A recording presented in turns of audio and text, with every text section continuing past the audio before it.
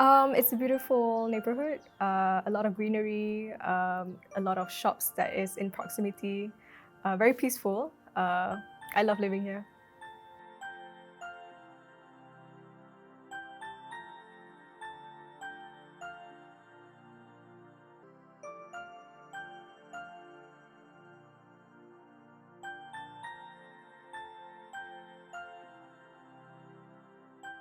Not like Subang Jaya, not like Petaling Jaya, full of concrete jungle.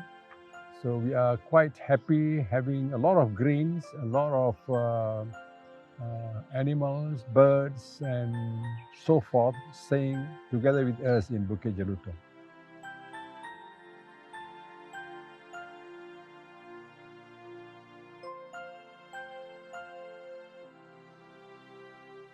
Senior citizens like me, after, like me and the Green Rangers, we have gone for walks, a lot of walks, and we've admired the plants. There's so many different wild plants that were different flowers that we've never seen, and so much of nature there. And of course, we have our wildlife there as well. And it's so peaceful there. It's very peaceful.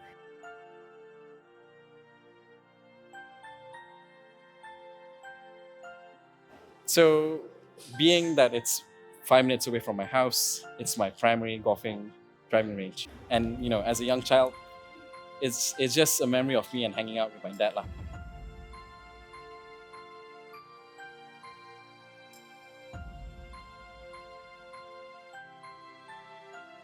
Both of us actually got into golf.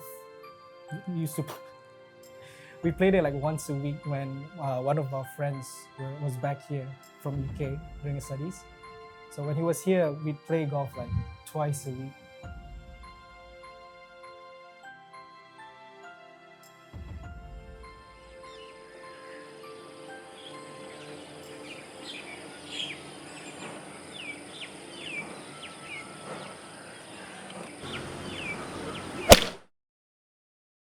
Semasa perjumpaan Town Hall Talk, anjuran MPP 19 Bandaraya Shah Alam, warga dan penduduk Bukit Jelutong U8 Shah Alam telah terkejut dengan pembentangan pemaju Bukit Jelutong iaitu Sime Darby Property Berhad yang berniat memajukan tanah padang golf di kawasan kami kepada perumahan.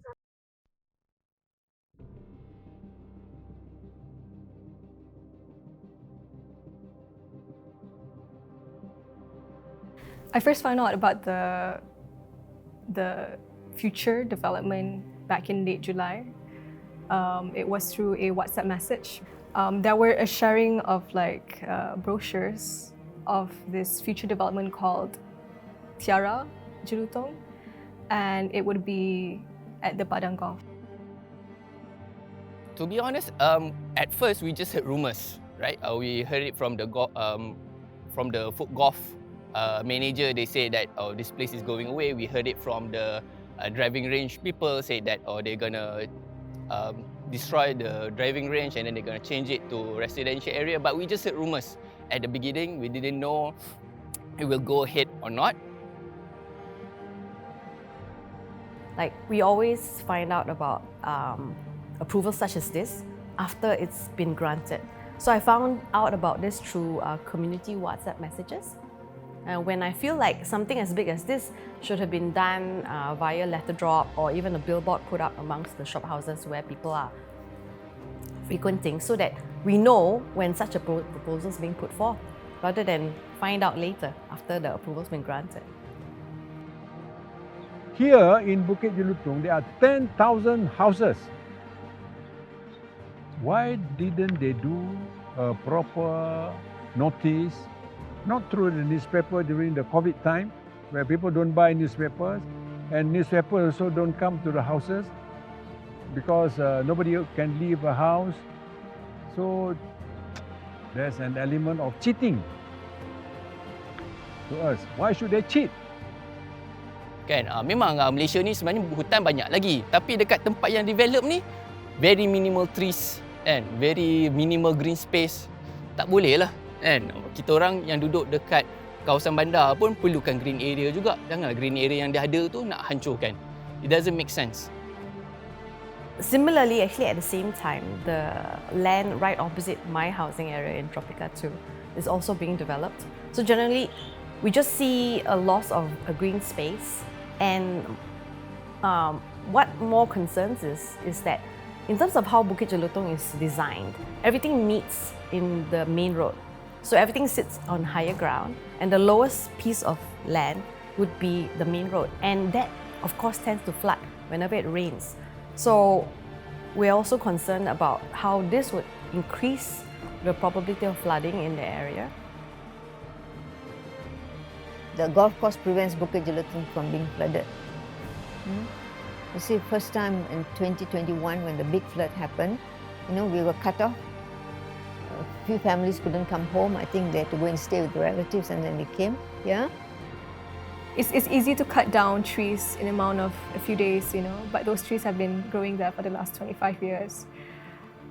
And I cannot imagine the amount of loss of flora and fauna that's living there, and the amount of negative externalities that it can cause when you will cut down, and then it's a buffer zone for Bukit Jelutong against the main highway route. So I would really think, if I was in a position to develop that area, I would really think hard about taking that away.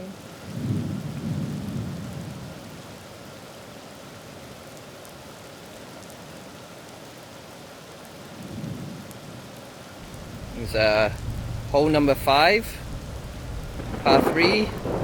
This is a lake.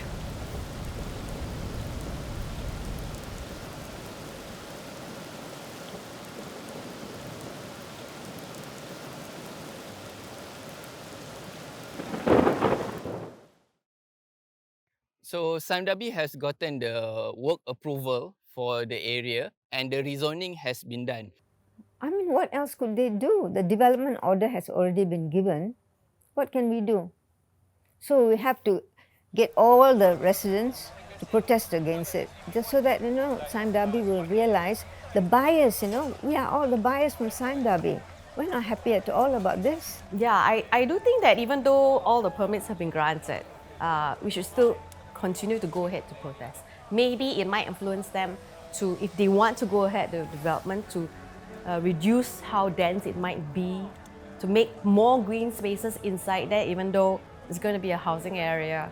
So in some way, at least they are aware of our concerns, and they might be able to work that into their plans. I think the first thing we need to do as a community is to build that sense of community. Because I feel like, especially for people my age, we're just not in the know of anything that's going on in BJ, apart from things we hear from our parents, which is more often nothing. And we will invite the residents of Bukit Jelutong to come together to show that we are united, to oppose the building of housing in this area. I think on the ground, I think there was about 300, 400 people that was around. And there was a few speeches made by our resident ex-MB, YB Taib, as well as the BJRA President Zain, as well as a member, the representative from our Pro Tem committee, Puan Zarina. So people were giving their voice, were in fact very supportive of the cause. Well, I'm thankful to all those speakers who came up, especially our ex-Menteri Besar. He was very vocal. So I think that's good. We had a leader there, and Encik Zain was there as well, So I think that's why people came. And it seems like there is hope that it'll be in our favor, hopefully, that we can protect this green space.